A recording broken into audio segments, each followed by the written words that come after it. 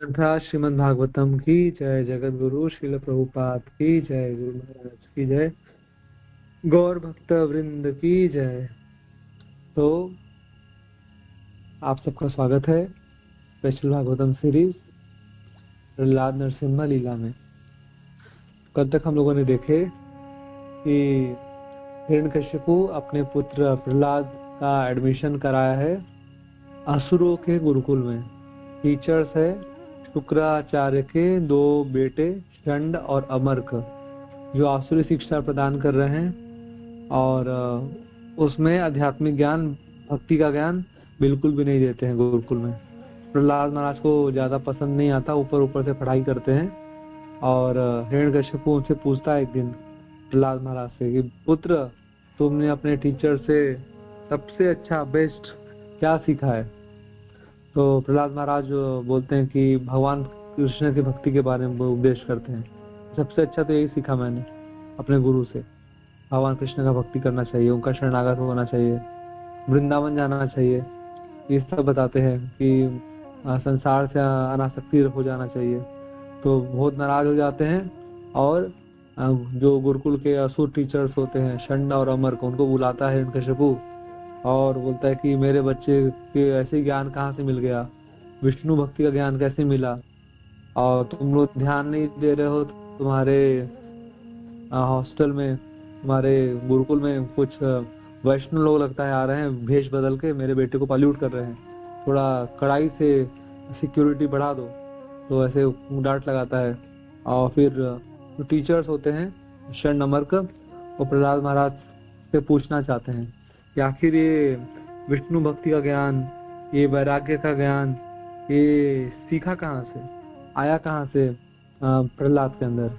तो प्रहलाद महाराज बहुत बुद्धिमान होते हैं, वो नारद मुनि का नाम नहीं लेते हैं, अपने गुरु जी का नाम।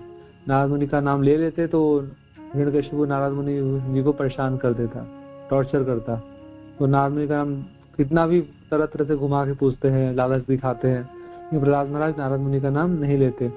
और अब प्रहलाद महाराज बोलना शुरू किए, प्रहलाद महाराज बोलना शुरू करते हैं और बोल रहे हैं कि प्रहलाद महाराज कह रहे हैं कि मैं उन पूर्ण पुरुषोत्तम भगवान को सादर नमस्कार करता हूँ जिनकी बहिरंगी शक्ति माया ने मनुष्यों की बुद्धि को मोहित करके मेरे मित्र तथा मेरे शत्रु का विभेद उत्पन्न किया है।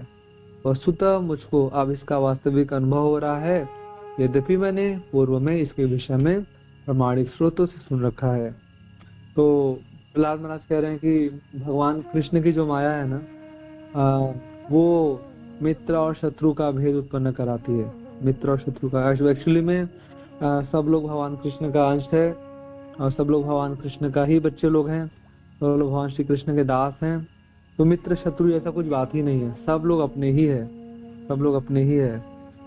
अयम निजः परो वेति गणना लघु चेतसाम उदार चरिता नाम तु वसुधैव कुटुंबकम।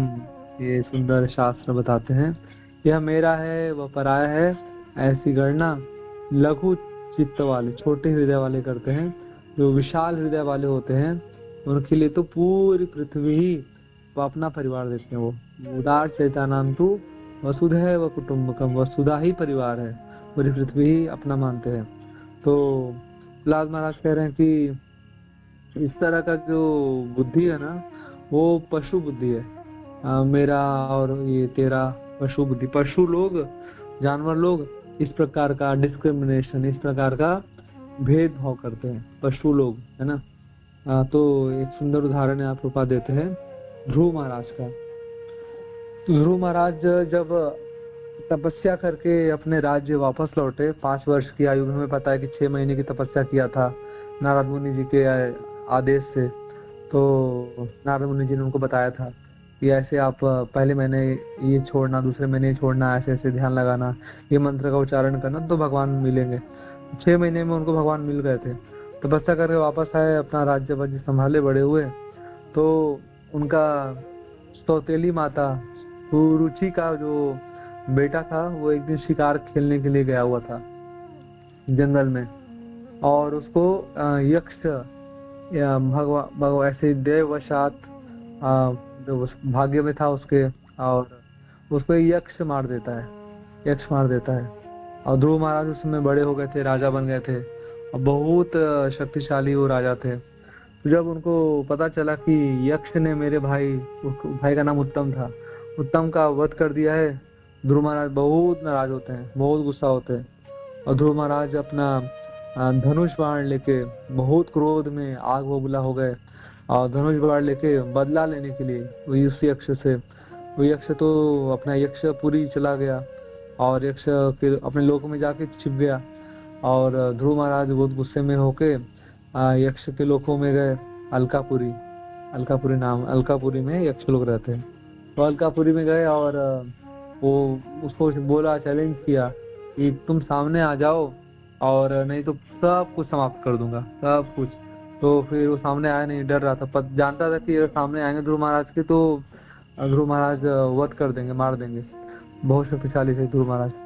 तो फिर यक्ष सामने जब नहीं आया तो ध्रुव महाराज ने क्या किया, सारे यक्ष को दंड देना शुरू कर दिया। एक लाइन से हजारों लाखों यक्षों को धनुष बाण से मारने लगे, सब यक्ष मरने लगे तेजी के साथ।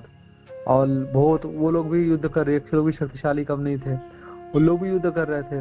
वो लोग तरह तरह की माया रच रहे थे, आकाश में अदृश्य हो गए वो सारे, और ऊपर से तरह तरह के हथियार फेंक रहे हैं ध्रुव महाराज के ऊपर, और तरह तरह गंदगी डाल रहे हैं, मल मूत्र का विसर्जन कर रहे हैं, माया दिखा रहे हैं।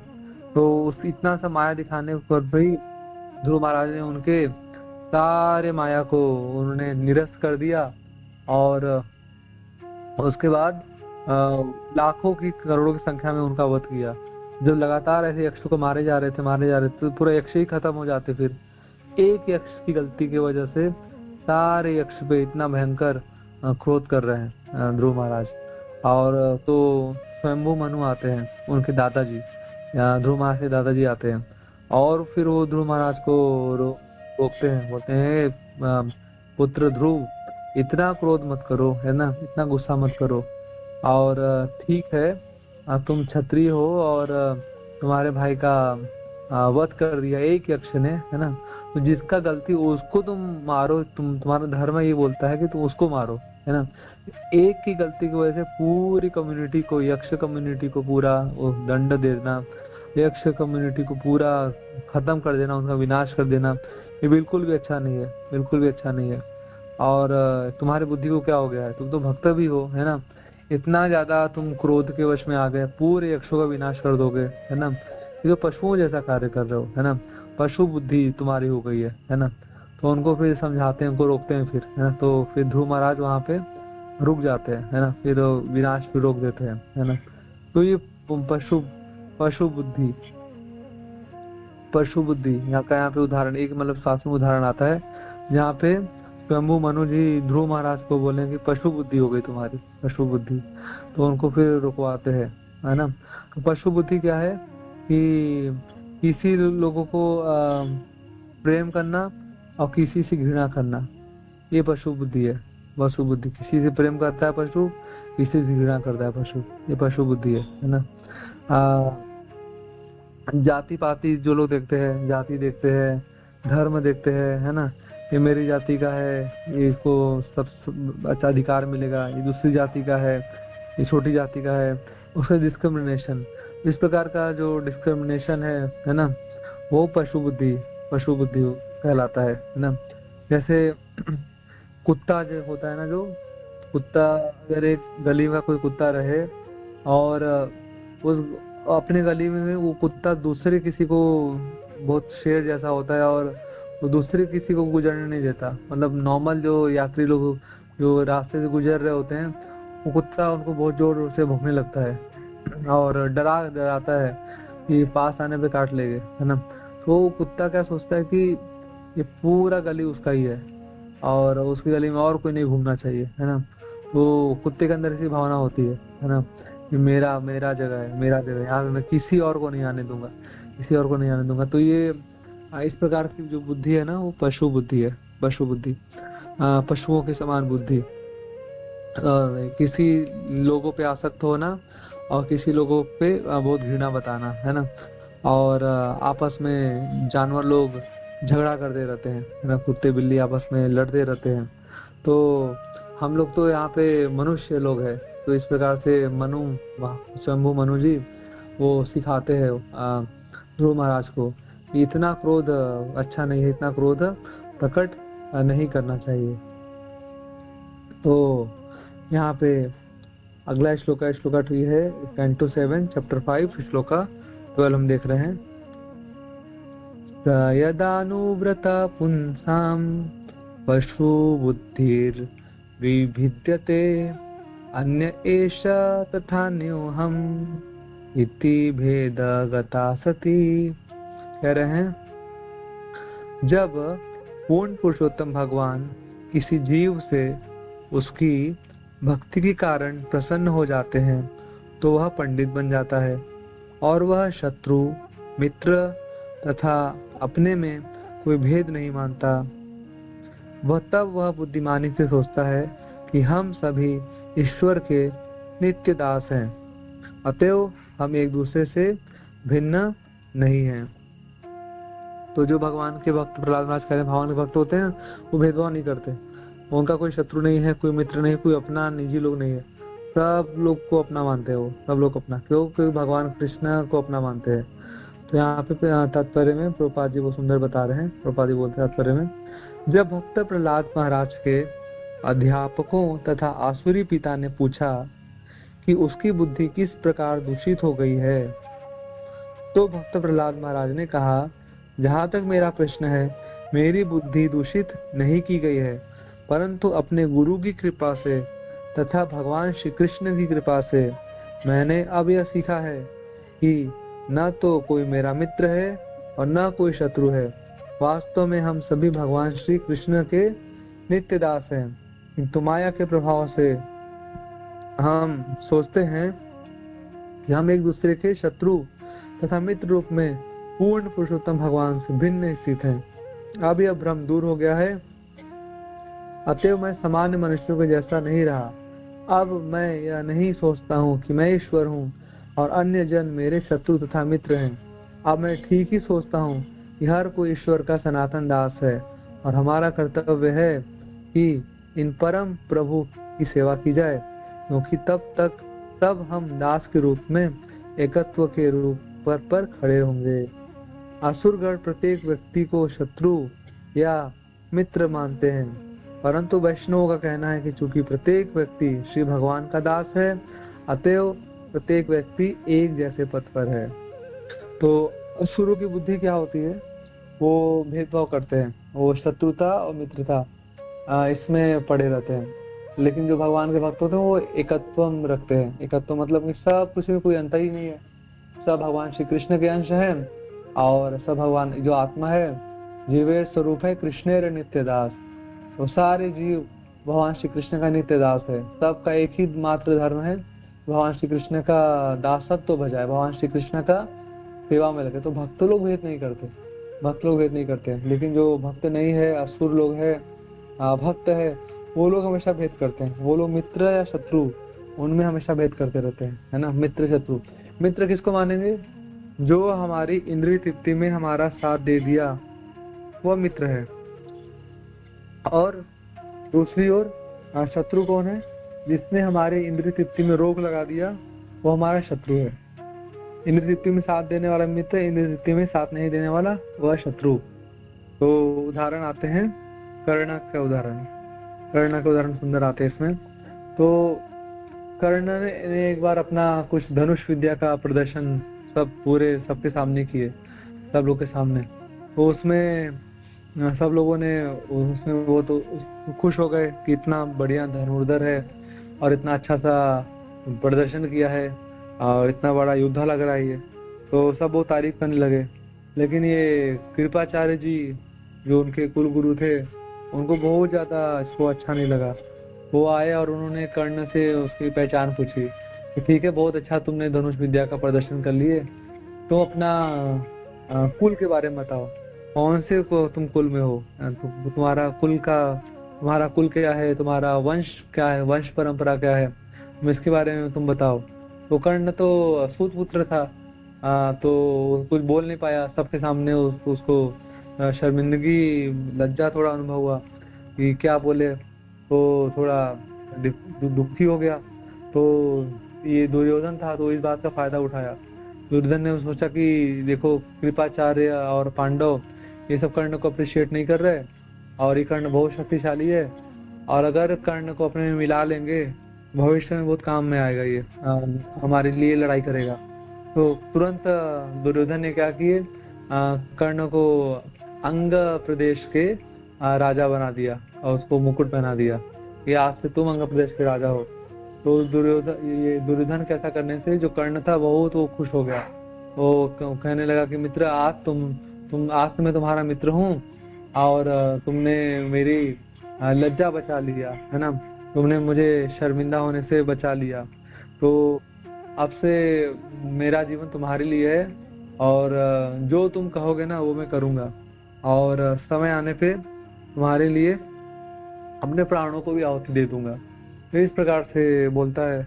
और लेकिन ऐसा करता नहीं, वो ऐसा करता नहीं है। वो जो कर्ण था वो ग्रज रखता है। ग्रज मतलब कि उसका अहंकारी है, कर्ण अहंकारी है।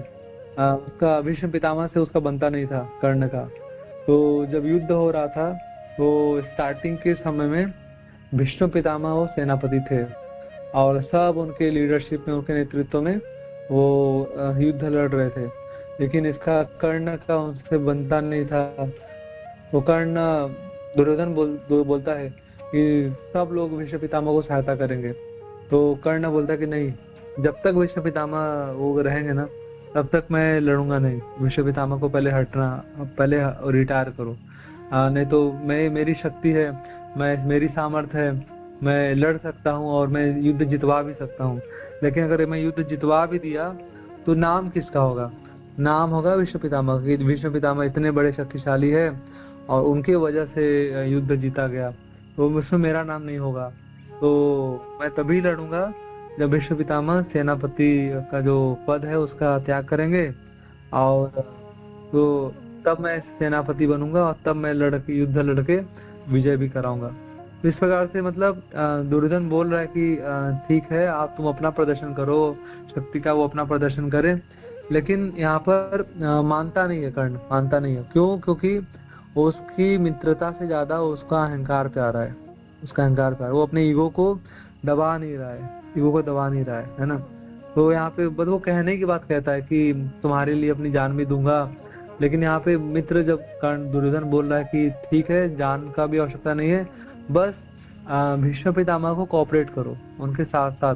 तो लेकिन वो मना करता है कि नहीं, ये नहीं हो पाएगा। तो भीष्म पितामह के जाने के बाद तो फिर कर्ण लड़ता है, वो फिर सेनापति बना, वो फिर लड़ाई करता है इस प्रकार से।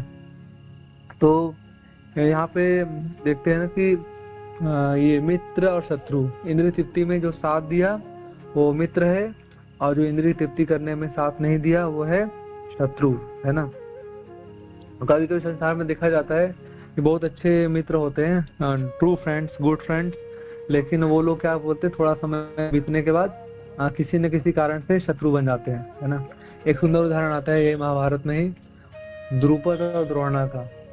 तो द्रुपद और द्रोणा अपने स्कूल टाइम में, मतलब जो गुरुकुल में जब दोनों पढ़ाई करते थे, उस टाइम पे बहुत अच्छे वो मित्र थे, और इतना अच्छा फ्रेंडशिप था। जो द्रोणाचार्य था वो तो ब्राह्मण, द्रोण था वो तो ब्राह्मण का पुत्र था, और जो द्रुपद था वो क्षत्रिय का पुत्र, राजा का पुत्र था।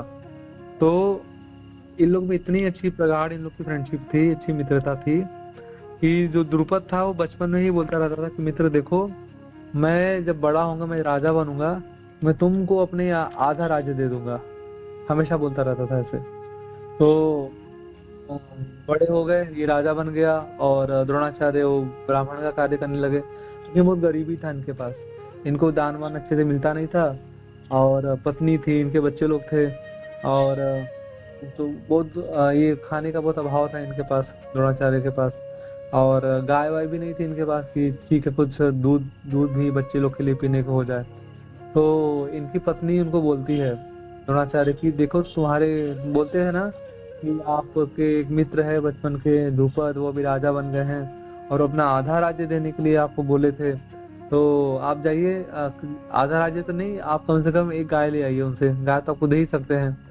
तो ठीक है, द्रोणाचार्य गए, द्रुपद अपने राज सिंहासन पे ऊपर बैठा हुआ था सभा में, और उनको बहुत गरीब जैसे थे, ये कपड़े भी बिल्कुल ऐसे फटे पुराने से पहने हुए थे। तो उनको जाके बोलते हैं कि देखिए, देखो मित्र, मैं तुम्हारा बचपन का मित्र द्रोणाचार्य हूँ, और तुमने मुझको प्रॉमिस किया था ना कि तुम मुझको अपना आधा राज्य दोगे। तो अभी मैं बहुत परेशानी में चल रहा हूँ, बहुत प्रॉब्लम चल रही है, बहुत तंगी है, और तुम मुझे एक गाय दे दो, मेरे बच्चे भूखे सोते हैं, तो थोड़ा उनको दूध वगैरह मिल जाएगा।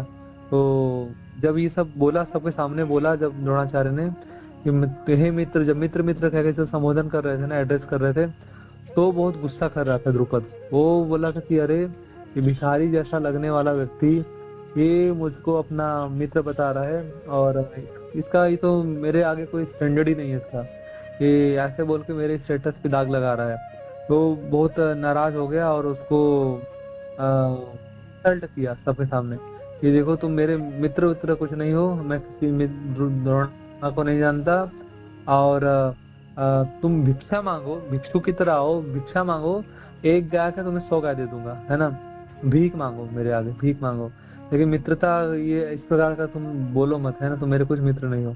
तो दोनों के बीच में दोनों में बहुत अच्छी मित्रता हुआ करती थी, लेकिन यहाँ पे ये अहंकारी हो गया, द्रुपद अहंकारी हो गया, और बाद में फिर यह ऐसा करने से दोनों में बिल्कुल कट्टर शत्रुता हो गई। तो द्रोणाचार्य ने बोला कि अब इसको इतना अहंकारी हो गया, इसको सबक सिखाऊंगा। तो द्रोणाचार्य पांडवों के गुरु बने, और पांडवों से गुरु दीक्षा में बोला कि जाके इसका राज्य छीन लो, पूरा राज्य छीन लो। तो अर्जुन लोग आए और पूरा हरा के द्रुपद को पूरा राज्य छीन लेते हैं, और भीख में अब राज्य छीन के द्रोणाचार्य को देते हैं। अब द्रोणाचार्य जी भीख में द्रुपद को आधा राज्य देते हैं कि अब लो, तुम आधा राज्य लो, इस प्रकार से। और उसके बाद फिर द्रुपद गुस्सा होता है, द्रुपद बोलता है कि मेरा इतना इंसल्ट कर दिया, अब मैं एक ऐसा यज्ञ करूंगा जिससे इसको मारने वाला बेटा का जन्म होगा, पुत्र का जन्म हो, जो इसको मारेगा वो बड़ा होगा। तो यज्ञ करते हैं ये द्रुपद, और यज्ञ करने से उसमें 2 लोग प्रकट होते हैं, एक तो द्रौपदी प्रकट होती है, दूसरा उसका छोटा भाई धृष्टद्युम्न। तो धृष्टद्युम्न के हाथों मृत्यु होनी थी द्रोणाचार्य की, और पढ़ाता भी द्रुपद है धृष्टद्युम्न को द्रोणाचार्य के पास ही। द्रोणाचार्य को भी पता था कि यही लड़का मुझको बड़ा होकर मारने वाला है, लेकिन फिर भी उनको पढ़ाते हैं कि ठीक है, मृत्यु तो एक दिन होना ही है, अगर इसी से होना है तो हम उसको रोक नहीं सकता।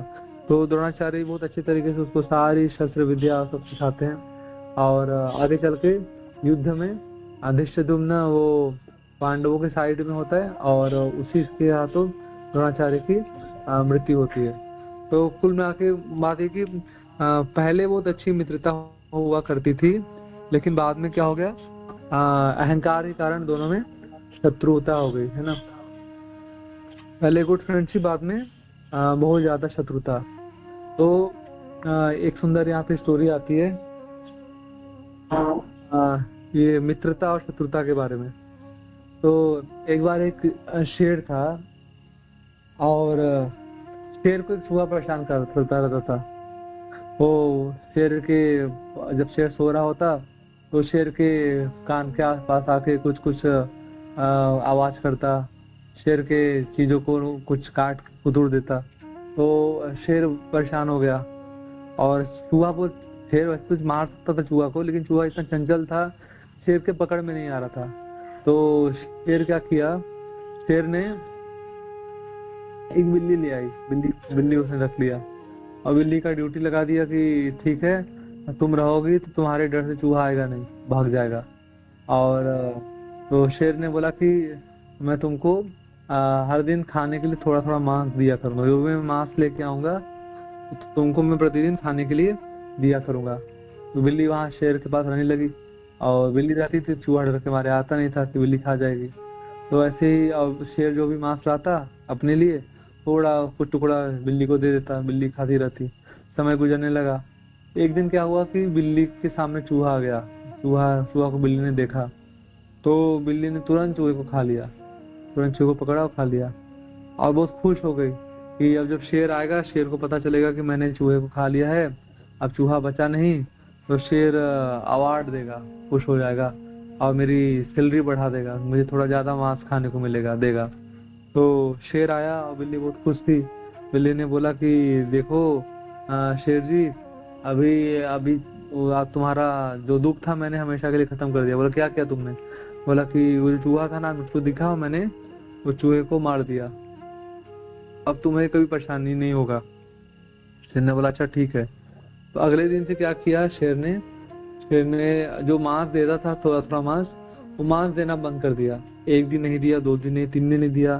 तो बिल्ली समझ में आया कि ओ, अब इस शेर का मतलब निकल गया, इसलिए अभी मुझको मांस नहीं दे रहा है। जब तक मतलब था इसका, इसको मैं यहाँ पे रखवाली करती थी, चूहा मेरे डर से आता नहीं था, तब तक ये मेरे को मांस खिलाता था। अब मैंने इकट्ठा चूहे को मार दिया, अब इसको मेरी जरूरत है नहीं, अब इसलिए मुझे मांस सप्लाई नहीं करेगा। तो फिर बिल्ली वहां से फिर दुखी होकर चली जाती है। तो इस छोटी सी स्टोरी से क्या हम शिक्षा लेते हैं कि इस संसार के लोग, मित्रता शत्रुता ऐसा ही है ना। संसार के लोग कैसे मित्रता करते हैं?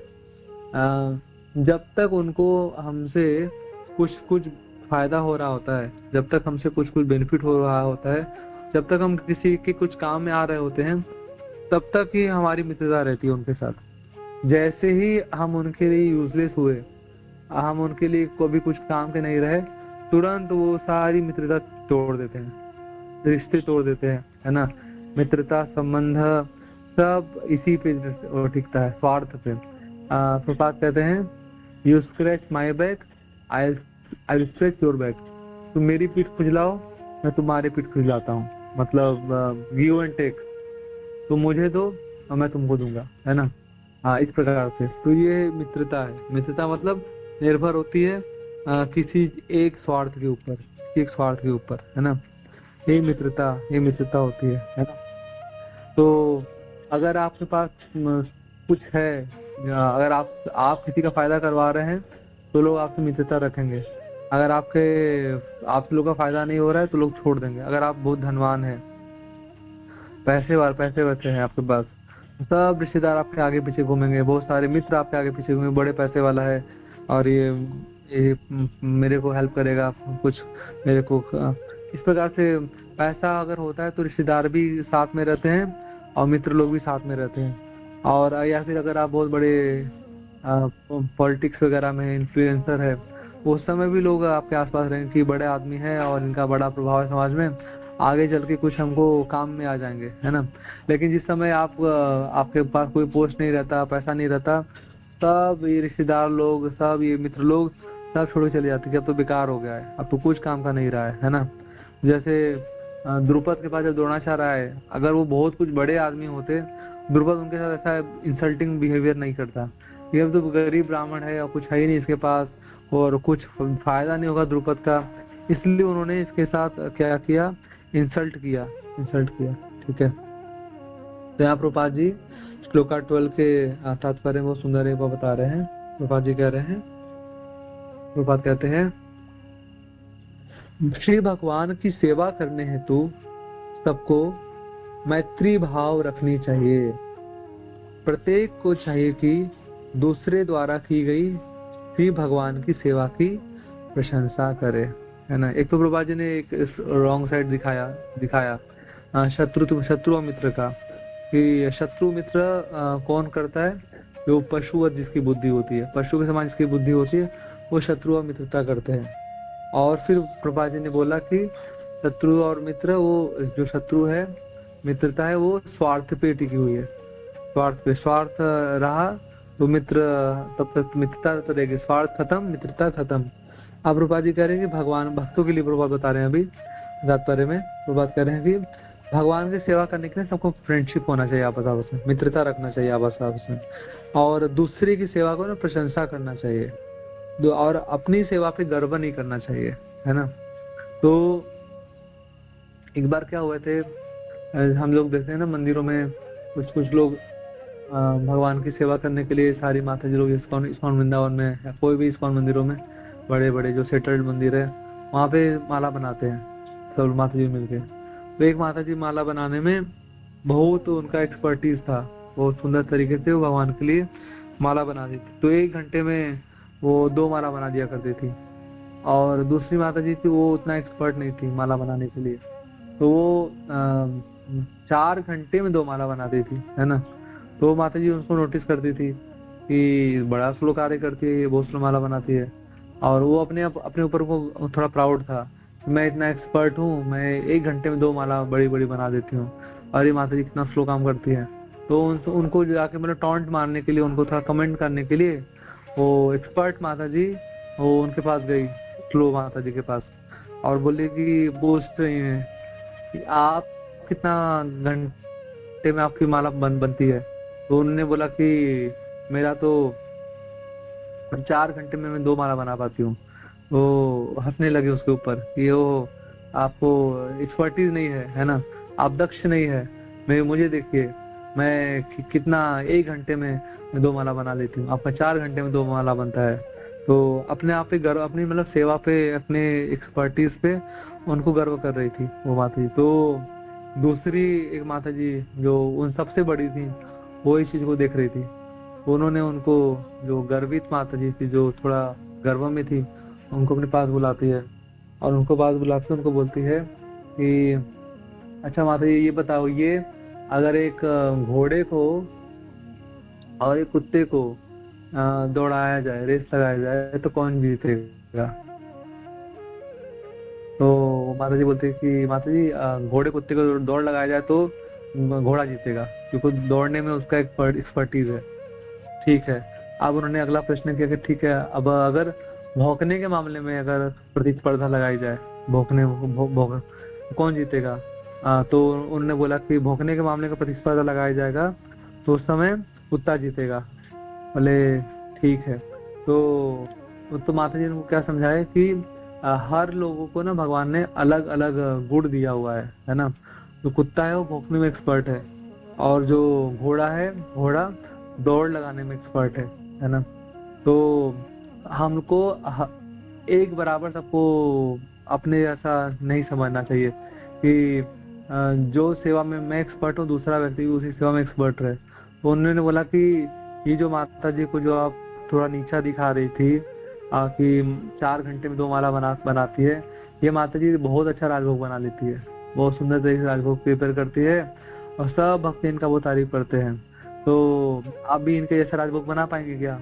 तो बोले कि नहीं नहीं माता जी, मुझे माफ कर दीजिए, और मुझे तो किचन का काम कुछ आता ही नहीं है, इस समय कुछ घर पे भी बाकी मेंबर बना लेते हैं मेरे, मुझे अ, मुझे कुछ भी कुकिंग करना नहीं आता। तो बोले कि ठीक है, तो जिस प्रकार से आप कुकिंग नहीं कर सकती है ना, आप माला बनाने में एक्सपर्ट है, ये माता जी माला बनाने में उतना एक्सपर्ट नहीं, कुकिंग करने में एक्सपर्ट है ना। तो सब लोगों को सब भक्तों को, एक भक्त को दूसरे भक्त की सेवा को वैल्यू करना चाहिए और अप्रिसिएशन देना चाहिए। तो इससे क्या होगा कि सब लोग के अंदर भगवान ने कुछ छूट डाले हैं, सब लोग मिल मिल के अपनी अपनी सेवा देंगे अच्छी तरीके से, तो भगवान कृष्ण की सुंदर तरीके से सेवा हो पाएगी, है ना। मुझे कुछ आता है, मैं किसी चीज में एक्सपर्ट हूँ, मैं दूसरी चीज में एक्सपर्ट नहीं हूँ, और जो चीज में मैं एक्सपर्ट नहीं, वो चीज में आप एक्सपर्ट है, आप मेरी चीज में एक्सपर्ट नहीं। ऐसे सारे भक्त लोग मिलके, किसी कुछ एक्सपर्टीज, किसी कुछ कमियां मिल मिल के भगवान कृष्ण की बहुत सुंदर तरीके से सेवा हो सकती है। तब उन माता जी को ये बात समझ में आ गया, तो उन्हें फिर प्राउड करना फिर छोड़ दिया, है ना। तो जैसे हमारे हाथ है ना, हाथ में डिफरेंट डिफरेंट उंगलियां है, तो हर उंगली का एक अलग काम है ना। एक उंगली से हम ये किसी को चैलेंज करते हैं, एक उंगली से हम किसी को संबोधन करते हैं, एक उंगली में हम अंगूठी पहनते हैं। अब सबसे छोटी उंगली सोचे कि मैं तो बिल्कुल बेकार हूँ, ये सारे उंगली कुछ कुछ काम कर रहे हैं, मैं कुछ काम नहीं करता, मैं यूजलेस हूँ। तो ऐसा नहीं है, वो छोटी उंगली का भी कभी कुछ काम आ जाता है। जैसे मैं कान में खुजली हो रही है, कान में खुजलाने में वो छोटी उंगली काम में आ सकती है। तो कहने का मतलब है कि हर एक व्यक्ति का महत्व है, हर एक व्यक्ति की सेवा का महत्व है ना। तो वो हम लोगों को समझना चाहिए, हर एक व्यक्ति को महत्व देना है, हर एक व्यक्ति की सेवा को महत्व देना है। जैसे सुंदर उदाहरण मिलते हैं हनुमान जी की लीला से, राम जी की लीला से। तो जिस समय सेतु बंद हो रहा था, सेतु निर्माण हो रहा था लंका जाने के लिए, सारी वानर सेना लग रही थी, और वो बड़े बड़े चट्टान उठा उठा के उसमें राम लिख लिख के नल नील उसमें डाल डाल रहे थे। तो फिर उसी में हनुमान जी वो सबसे शक्तिशाली वानर थे, और सबसे बड़ी बड़ी चट्टान हनुमान जी उठा के वो डाले जा रहे थे उसके अंदर। तो उसी में एक छोटी गिलहरी थी, और छोटी गिलहरी वो भी सोच रही थी कि मैं भी भगवान रामचंद्र की सेवा कर दूं। रामचंद्र भगवान कुछ काम नहीं कर रहे थे, वो बैठे हुए थे, बस बैठ के वो बस देख रहे थे कि सारे वानर सेना किस प्रकार का कार्य कर रही है। तो वो गिलहरी क्या करती है, गिलहरी एक जाती है जमीन पर, और अपने शरीर को बालों में रगड़ती है, बालों के कुछ कण उसके बालों में चिपक जाते हैं, और फिर वो जाती है और समुद्र में झाड़ के चली जाती है। बार बार ऐसा कर रही थी वो। तो बार बार ऐसा करने से हनुमान जी के रास्ते में आ रही थी। हनुमान जी को कई बार उसको बचाने का प्रयास कर रही थी, अगर एक पाँव हनुमान जी का पड़ जाए तो गिलहरी वो दब के मर जाए।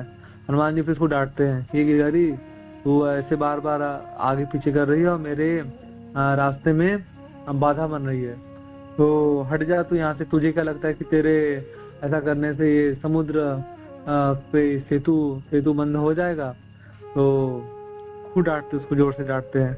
तो राम भगवान उधर बैठ के देख रहे होते हैं, ये इस प्रकार से डांट लगाई।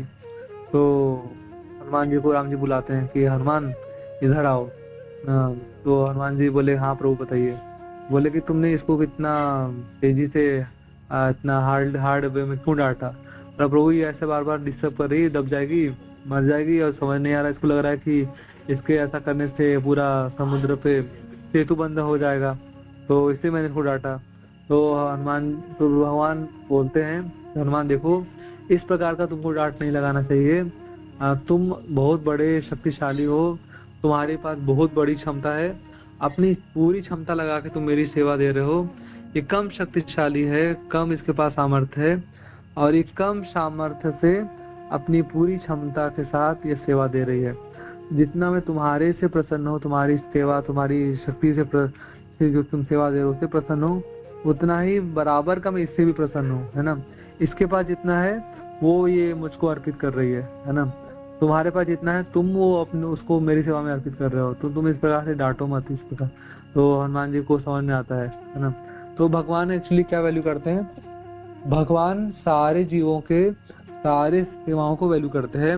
भगवान बस चाहते हैं कि जिस जीव की जो भी भगवान चाहते हैं जिस जीव की जो भी क्षमता है वो अपनी पूरी क्षमता को प्रयोग करके उनकी सेवा करे। तो सब जीव की अलग अलग क्षमता है, तो हर जीव के पास जो भगवान ने क्षमता दिया उस क्षमता का यूज भगवान की सेवा में करना चाहिए। और दूसरे भक्त को उनका प्रशंसा करना चाहिए उनकी सेवाओं के लिए, और अपनी सेवा पे गर्व नहीं करना चाहिए, अपनी सेवा पे गर्व नहीं करना चाहिए। हनुमान जी को लिटरली मतलब गर्व नहीं हुआ, लेकिन हनुमान जी को लग रहा था कि हनुमान जी गर्वित नहीं थे अपनी सेवा के लिए, लेकिन हनुमान जी उसकी सेवा को कम करके आग रहे थे कि तुम्हारी करने से क्या लाभ होगा, है ना। राम जी तुरंत मना करते कि नहीं, लाभ है ना। ये इसकी प्रगति होगी, आध्यात्मिक प्रगति की कुछ कंट्रीब्यूशन तो मेरी सेवा के लिए अपने सामर्थ्य के अनुसार दे ही रही है। तो प्रभुपाद जी आगे बोलते हैं, यही वैष्णवों के सोचने की विधि या वैकुंठ विचार है। सेवा करने हेतु दासों में स्पर्धा हो सकती है, बाह्य रूप से होड़ लग सकती है, किंतु वैकुंठ लोक में तो दूसरे दास की सेवा की प्रशंसा की जाती है, निंदा नहीं। यह वैकुंठ की स्पर्धा है। यहाँ पर दासों के मध्य शत्रुता का प्रश्न ही नहीं उठता। प्रत्येक व्यक्ति को पूरे सामर्थ्य भर श्री भगवान की सेवा करने देना चाहिए, और प्रत्येक को चाहिए कि दूसरे द्वारा की जाने वाली सेवा की प्रशंसा करें। वैकुंठ के कार्यकलाप ऐसे ही है। क्योंकि प्रत्येक व्यक्ति दास है, अतः प्रत्येक समान स्तर पद पर होता है, और उसे अपने सामर्थ्य के अनुसार श्री भगवान की सेवा करने दी जाती है। तो यहाँ पर वैकुंठ लोक के जो वासी है ना, उनके बारे में श्लोक बता रहे हैं कि वहां पे भी प्रतिस्पर्धा चलती है, वहां पे भी कंपटीशन चलता है, लेकिन किसी को नीचा दिखा के नहीं, किसी की सेवा को रोक के नहीं, है ना। सब भक्त लोग अपनी अपनी बेस्ट सेवा देते हैं भगवान के लिए। सब भक्त उधर कि मैं भगवान की सबसे ज्यादा सेवा करूंगा, दूसरे भक्त बोलते मैं भगवान की सबसे ज्यादा सेवा करूंगा। तो एक स्पर्धा चलती है, लेकिन वहां पे दूसरे भक्त की सेवा को वैल्यू किया जाता है, दूसरे भक्त को सेवा को सम्मान दिया जाता है, और गर्व कोई नहीं करता अपनी सेवाओं पर, गर्व कोई नहीं करता। जैसे प्रभुपाद जी इस प्रकार का कंपटीशन, इस प्रकार का प्रतिस्पर्धा चाहते थे। प्रभुपाद जी क्या करते, श्रील प्रभुपाद किसी एक मंदिर में जाते जहाँ पे बुक डिस्ट्रीब्यूशन बहुत अच्छा हो रहा होता, वहां पे रुक जाते प्रभुपाद जी, और लंबे समय तो रुके रहते।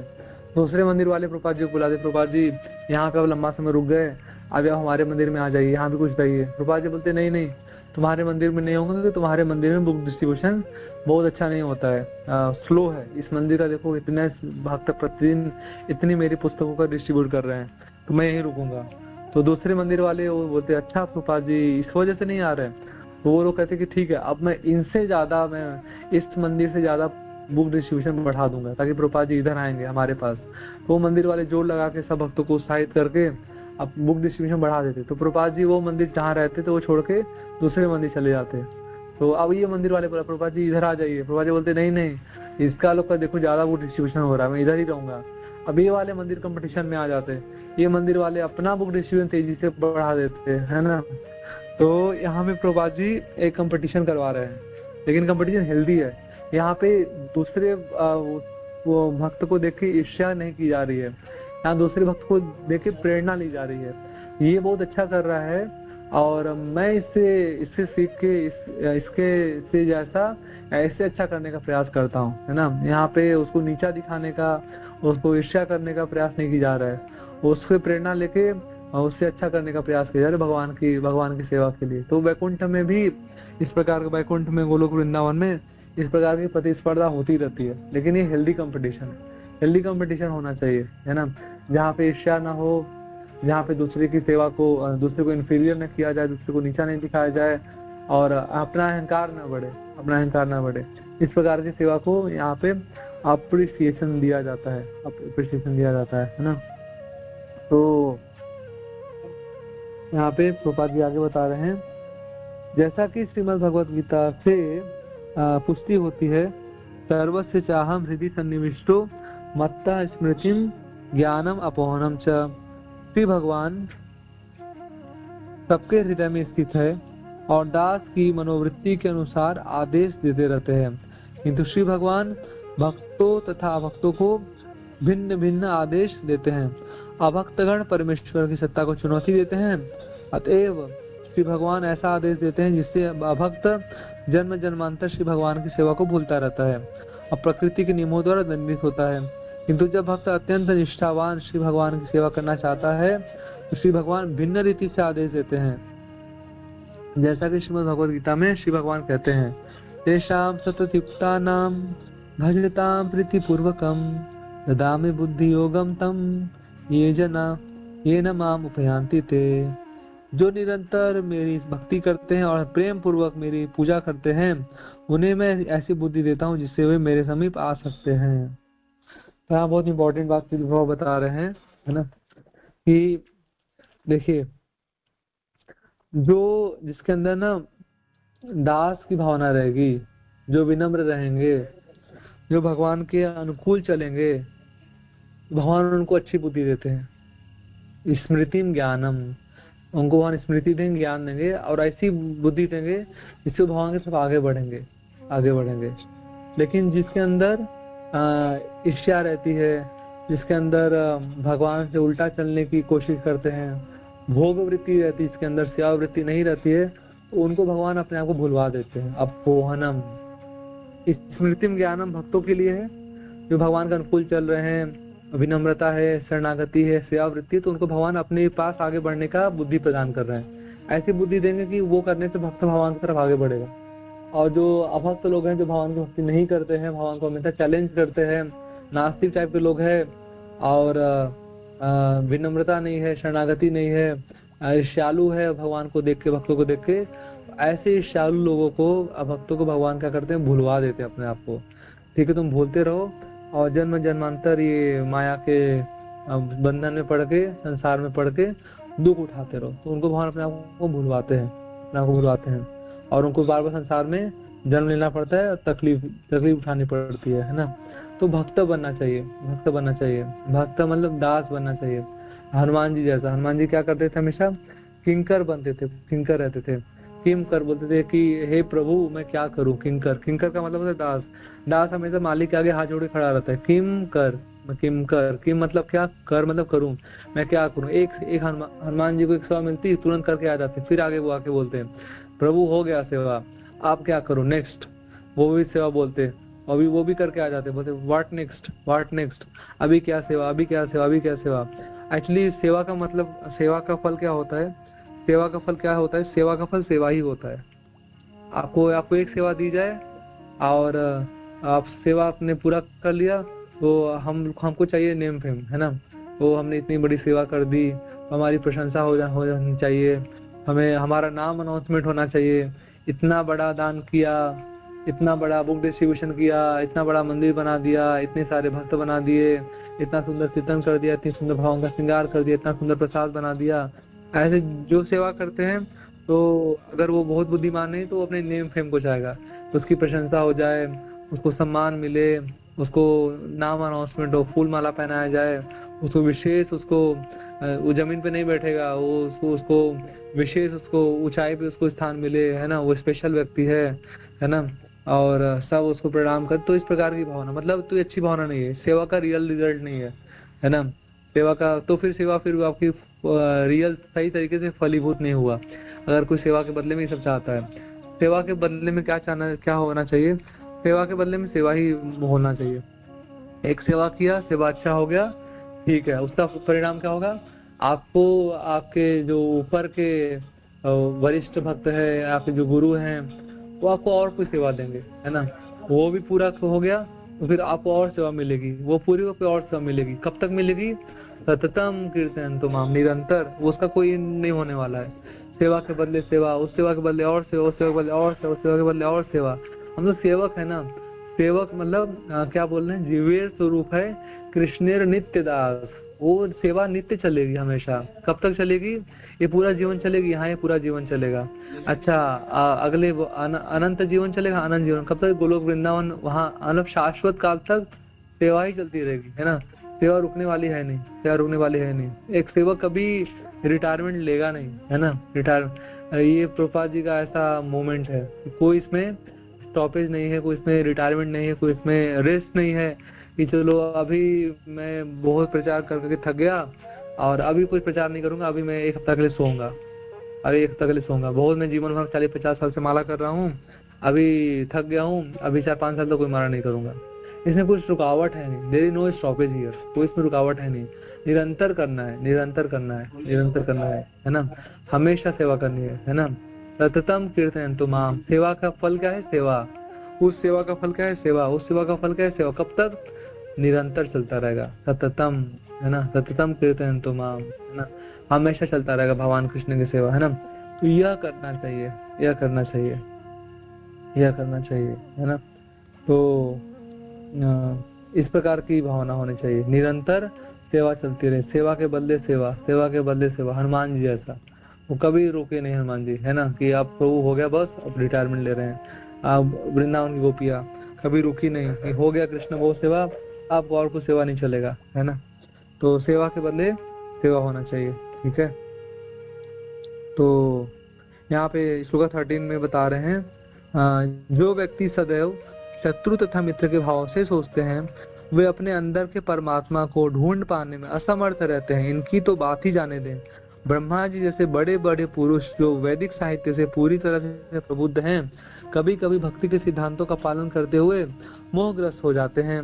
जिन पूर्ण पुरुषोत्तम भगवान ने यह परिस्थिति उत्पन्न की है, उन्होंने ही मुझे आपके तथाकथित शत्रु का पक्षधर बनने की बुद्धि दी है।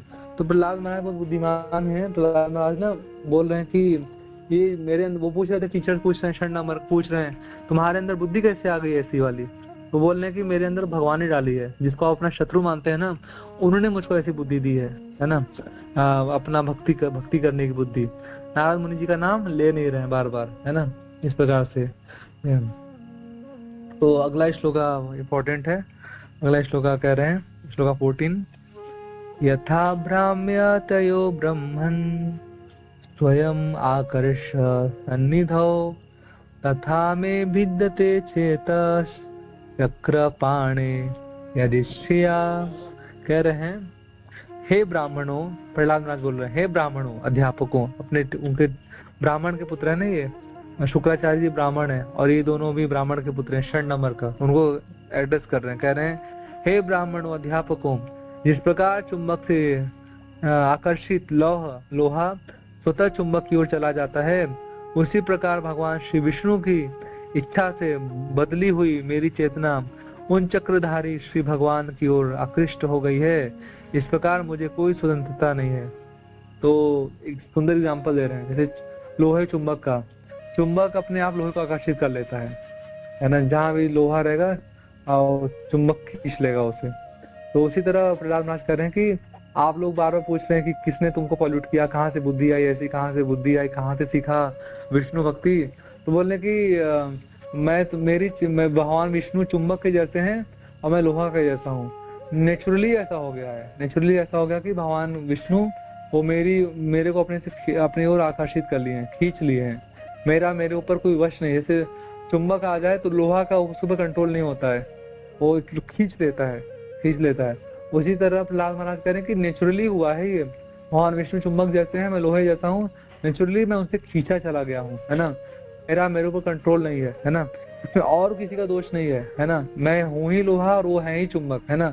नेचुरली हुआ है, ऐसा नेचुरली हुआ है। बार बार ऐसा उत्तर दे रहे हैं कि नारद मुनि जी का नाम फ्रंट में नहीं ला रहे हैं, नारद मुनि जी का नाम सामने से नहीं लेके आ रहे हैं, है ना। तो यहाँ पे तात्पर्य में प्रभुपाद जी बताते हैं श्लोक 14 के तात्पर्य में, लोहे के लिए चुंबक द्वारा आकृष्ट होना स्वाभाविक है, उसी प्रकार सभी जीवों का भगवान श्री कृष्ण के प्रति आकृष्ट होना स्वाभाविक है, और इसीलिए श्री भगवान का वास्तविक नाम श्री कृष्ण है। इसका अर्थ है प्रत्येक को तथा हर वस्तु को आकृष्ट करने वाले, सर्वाकर्षक। तो कृष्ण भगवान का नाम का क्या अर्थ है? सर्वाकर्षक, सबको अपनी ओर खींचे। कृष्ण ही चुंबक और सब जीव उनकी तरफ खींचे चले जाएंगे, ऑटोमेटिक सब उनसे आकर्षित होंगे, है ना। तो प्रभुपाद जी आगे बोल रहे हैं, ऐसे आकर्षण के विशिष्ट उदाहरण वृंदावन में मिलते हैं, जहाँ हर वस्तु तथा हर कोई भगवान श्री कृष्ण द्वारा आकृष्ट होता है।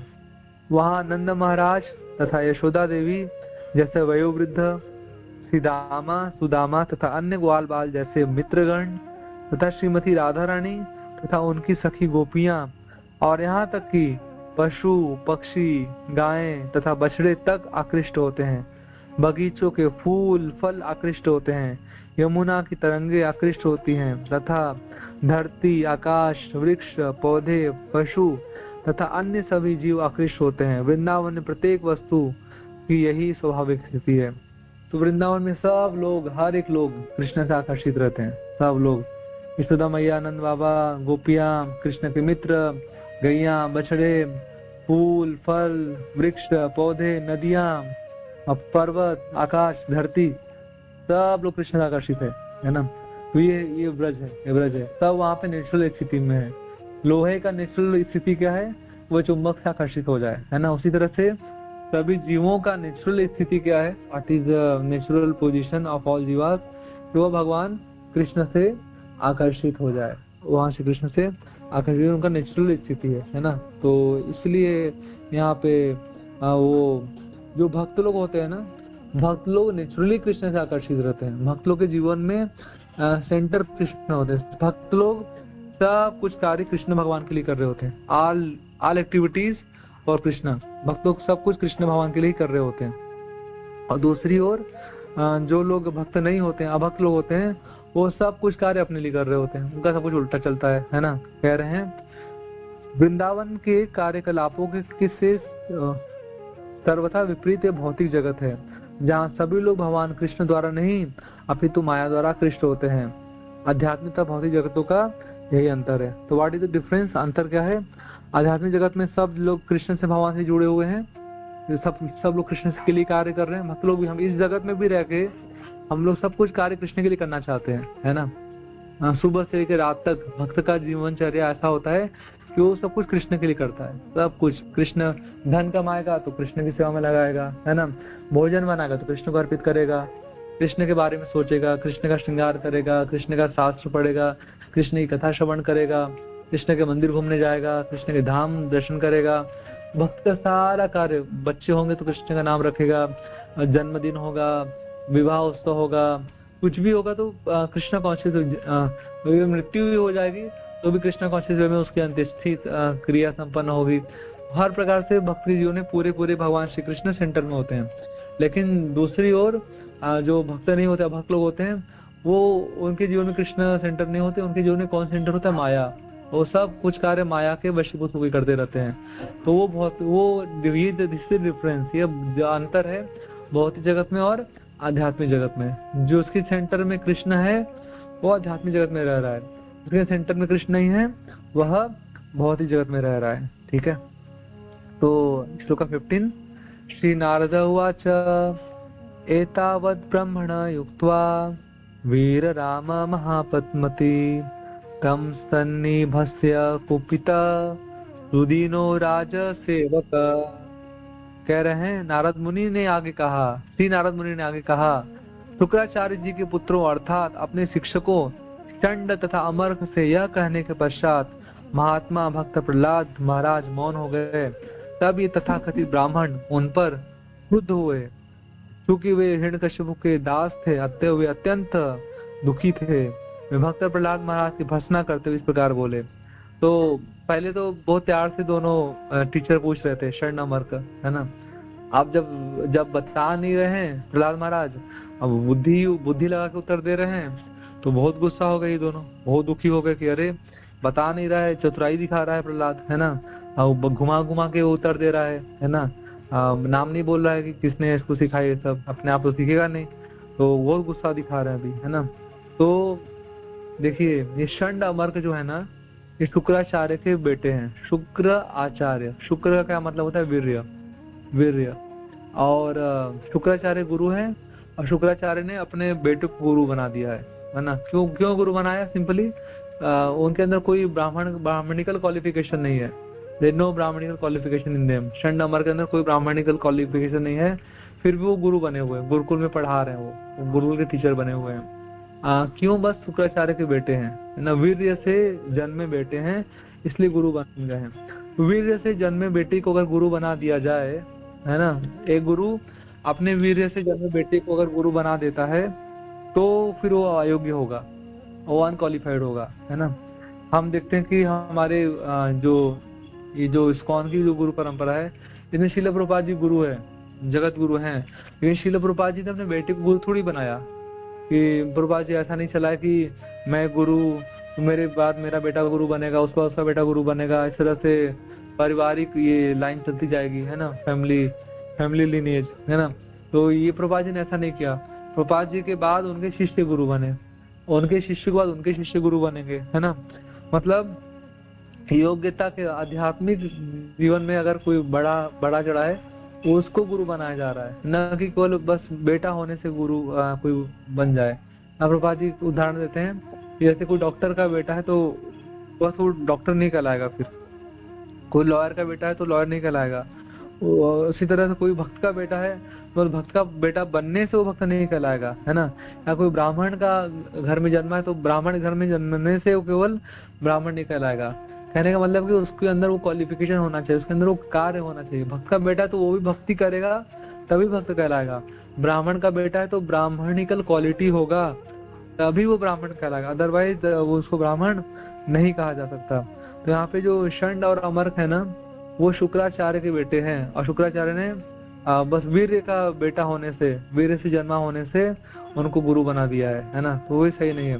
और ब्राह्मण का कार्य क्या होता है? ब्राह्मण तो थोड़ा पढ़ते हैं तात्पर्य प्रभुपाद जी क्या कह रहे हैं। तात्पर्य प्रभुपाद कह रहे हैं शुक्राचार्य, शुक्र का अर्थ है वीर्य के पुत्र, जन्म से ब्राह्मण थे, किंतु वास्तविक ब्राह्मण तो वह है जिसमें ब्राह्मण के गुण पाए जाए। षंड तथा अमर्क शुक्राचार्य जी के वीर्य से उत्पन्न होने के कारण ब्राह्मण तो थे, किंतु उनमें वास्तविक ब्राह्मण के गुण नहीं थे, क्योंकि वे हिरण्यकशिपु की नौकरी करते थे।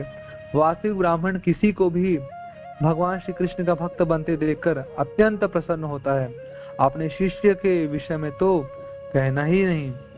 ऐसे ब्राह्मण अपने परम स्वामी को प्रसन्न करने हेतु होते हैं।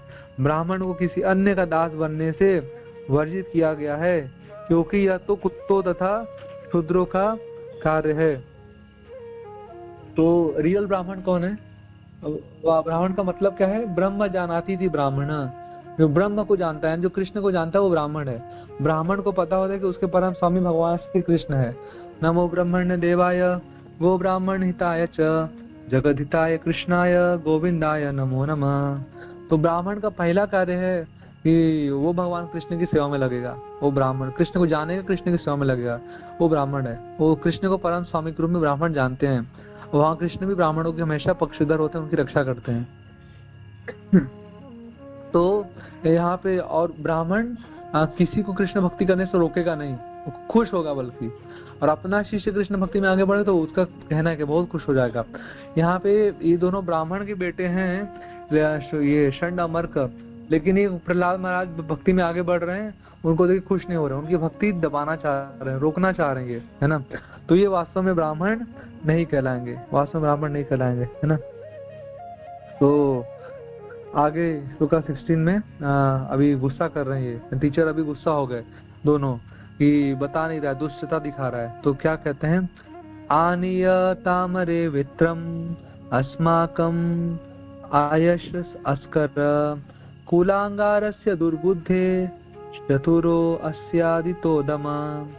क्या कहते हैं? अरे किसी बच्चे को बोला, है ना, टीचर लोगों ने गुस्से होकर, है ना, ये षंडामर्क ने बोले, अरे मेरी छड़ी तो लाओ। यह भक्त प्रहलाद हम लोगों के नाम और यश में बट्टा लगा रहा है। अपनी दुर्बुद्धि के कारण यह असुरों के कुल का अंगार बन गया है। अब राजनीतिक कूटनीति के 4 प्रकाशों में से चौथे उपाय के द्वारा इसका उपचार किए जाने की आवश्यकता है। कभी गुस्सा कर रहे हैं वो लोग, है ना, कि अभी ये ऐसे नहीं मान रहा है, बताएगा नहीं, अब दंडित करेंगे इसको, है ना। तो 4 बोले कि अब राजनीतिक उपाय में चौथा अपनाना पड़ेगा। चौथा उपाय क्या होता है? ऐसे साम दाम दंड भेद, किसी को लाइन पे लाने के लिए 4 चीज करना चाहिए। पहले तो साम करो, समझाओ उसे, इस नहीं माने तो उसको लालच दो, दाम दिखाओ, है ना। वो भी ना माने तो भेद करो, है ना, उसको पॉलिटिक्स करके उसको कुछ पॉलिटिक्स से उसको करो। और वो भी ना माने तो दंड करो, दंड दे दो उसको, कठोरता दिखाओ उसके लिए, तो फिर डर के कर लेगा वो। तो यहाँ पे प्रहलाद महाराज के लिए कह रहे हैं कि इसके लिए तो चौथा उपाय लगाना पड़ेगा, इसको दंड देना पड़ेगा, फिर ये हमारी लाइन में चलेगा, जैसा हम चाहते हैं वैसा काम करेगा। ठीक है, अभी असुर बनाने की इसको दंडित करना पड़ेगा। इसका भक्ति बहुत उसके सिर पे सवार हो गया है ना। कभी कभी भक्त लोग, जब स्टूडेंट लोग भक्ति में आ जाते हैं, तो जब माता पिता को पता चलता है, पिताजी फिर कितना गुस्सा करते हैं, उसको तरह तरह का दंड देने का प्रयास करते हैं, बच्चे का डरा देते हैं, है ना, उसको कि भक्ति छोड़ दो, सारे पढ़ाई बंद करवा देंगे, घर बैठा देंगे, और बहुत तरह का डराते हैं पिताजी लोग, है ना। तो कई कई बच्चे लोग पिताजी से डर के मारे कि अरे मेरे पिताजी ज्यादा कठोर हो रहे हैं, भक्ति सब छोड़ देते हैं, है ना। तो यहाँ पे डरा रहे हैं, डराने का प्रयास कर रहे हैं। प्रभुपाद जी सुंदर यहाँ तत्पर में लिख रहे हैं चीज। प्रभुपाद जी कह रहे हैं, हमारे कृष्ण भावनामृत आंदोलन के सदस्यों की स्थिति भक्त प्रहलाद महाराज जैसी ही है। संपूर्ण विश्व में 99% मनुष्य ईश्वर विहीन असुर हैं। प्रभुपाद जी कह रहे हैं बात, 99% जो पॉपुलेशन है ना वर्ल्ड की, वो असुर लोग हैं। अतएव भक्त प्रहलाद महाराज का अनुसरण करते हुए हम लोगों को कृष्ण भावनामृत का प्रचार कार्य सदैव अनेक अवरोधों से ग्रस्त रहता है। जिन अमेरिकी बालकों ने कृष्ण भावनामृत के प्रचार कार्य में अपना सर्वस्व बलिदान कर दिया है, उन्हें भक्त होने के दोष में CIA का सदस्य बतलाया जाता है। यही नहीं, भारत के शुक्र ब्राह्मण जो यह मानते हैं कि कोई ब्राह्मण तभी हो सकता है जब वह ब्राह्मण कुल में जन्मा हो, हम पर आरोप लगाते हैं कि हम हिंदू धर्म को विनष्ट कर रहे हैं। निसंदेह तथ्य यह है कि योग्यता से ही कोई ब्राह्मण बना सकता है। क्योंकि हम यूरोप वासियों तथा अमेरिकियों को सुयोग्य बनने की शिक्षा दे रहे हैं और उन्हें ब्राह्मण पद प्रदान कर रहे हैं, अतएव हम पर हिंदू धर्म को विनष्ट करने का आरोप लगाया जाता है। ऐसा होते हुए भी हमें सभी प्रकार की कठिनाइयों का सामना करते हुए भक्त प्रहलाद महाराज की भांति ही दृढ़ संकल्पित होकर कृष्ण भावनामृत का प्रसार करना है। असुर राज हिरण्यकशिपु का पुत्र होते हुए भी भक्त प्रहलाद कभी भी आसुरी पिता के शुक्र से उत्पन्न ब्राह्मण पुत्रों की प्रताड़ना से भयभीत नहीं हुए। तो यहाँ पे प्रभुपाद जी अपना खुद का अनुभव बता रहे हैं। तो 1972 में जब श्रील प्रभुपाद जी अमेरिकी भक्तों को लेके इधर आए, भारत आए, तो प्रभुपाद जी का इच्छा था, प्रभुपाद जी एक्चुअली उनको बोलते हैं व्हाइट एलिफेंट। प्रभुपाद जी बोलते थे भारतीय लोग हमेशा अमेरिका की नकल करते हैं, अगर अमेरिकी लोग भक्त बन जाए तो फिर कमाल हो जाएगा, भारतीय लोग फिर भक्ति में आएंगे ना, उनको उनसे प्रभावित होके। तो प्रभुपाद जी समझ के लेके आए व्हाइट, प्रभुपाद जी उनको बोलते हैं व्हाइट एलिफेंट, सफेद हाथी है।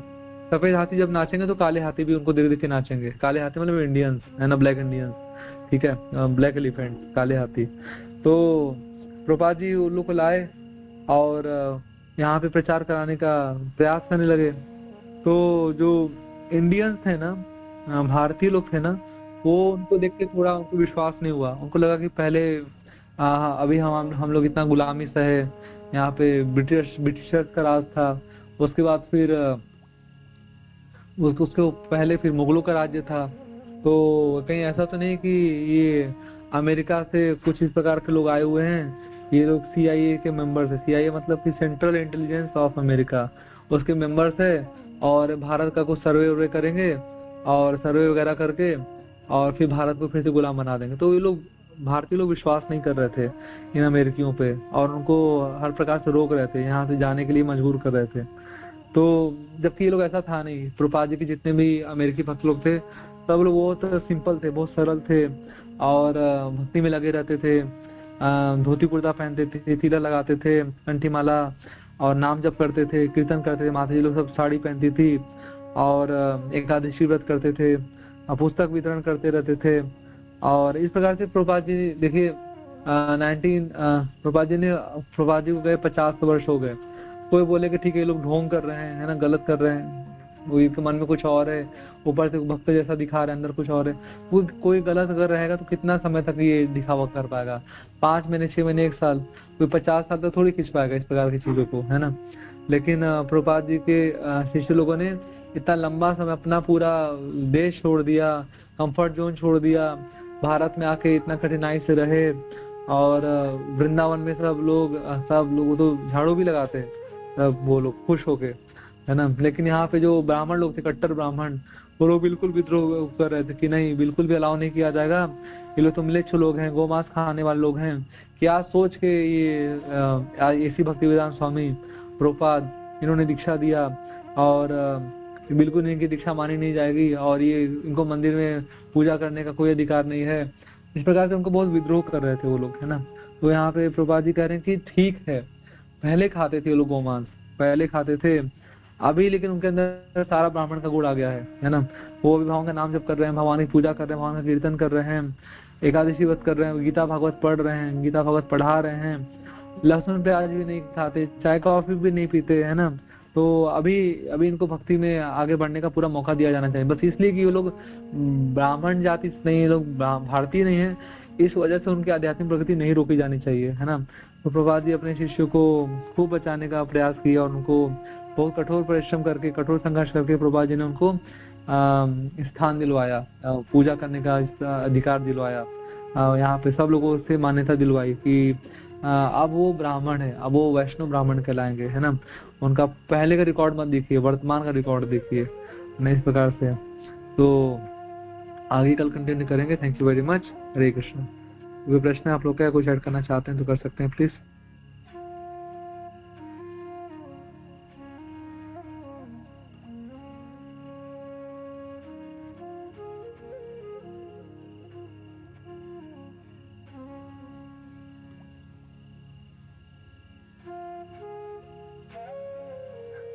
हरे कृष्णा। कोई प्रश्न है, कुछ ऐड करना चाहते हैं?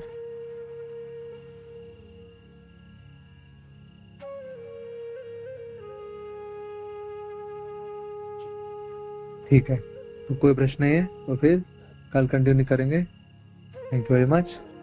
वाञ्छाकल्पतरुभ्यश्च कृपा सिन्धुभ्येव च पतितानां पावनेभ्यो वैष्णवेभ्यो नमो नमः। अनंत कोटि वैष्णव भक्तवृंद। हरे कृष्णा। प्रभु जी द लॉर्ड ऑन।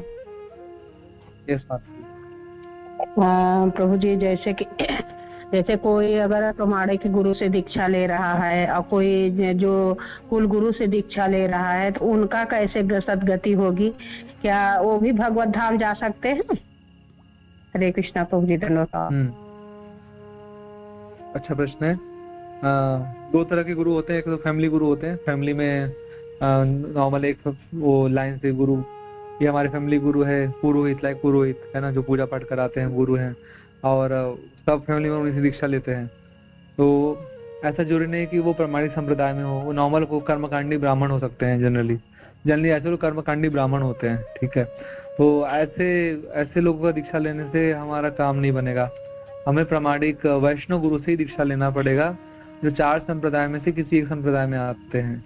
श्री संप्रदाय, कुमार संप्रदाय, रुद्र संप्रदाय या ब्रह्मगौड़ी मध्व संप्रदाय, उनसे दीक्षा लेने से, उनसे अंडर में रहकर भक्ति करने से, तो फिर हम भगवत धाम जा सकते हैं। कर्मकांडी ब्राह्मण के दीक्षा लिए है, उसको गुरु बना कर रखे हैं और कोई भक्ति नहीं कर रहे हैं प्रामाणिक, तो फिर हमारा भगवत धाम होगा नहीं। ठीक है माता जी? ओके, तो कल कंटिन्यू करेंगे। वांछा कल्पतरुभ्यश्च कृपा सिन्धुभ्यश्च पतितानां पावनेभ्यो वैष्णवेभ्यो नमो नमः। अनंत कोटि वैष्णव भक्त वृंद की जय, जगत गुरु श्रील प्रभुपाद की जय, गुरु की जय। तो आप लोगों को ना ये मैंने पढ़ा दिया श्लोका 11 से हमने कवर किए आज श्लोका 16 तक। तो बहुत अच्छे प्रपात के इसमें पर पार्ट हैं तात्पर्य, तो आप लोग इसको पढ़ाई करिएगा प्लीज। हरे कृष्णा।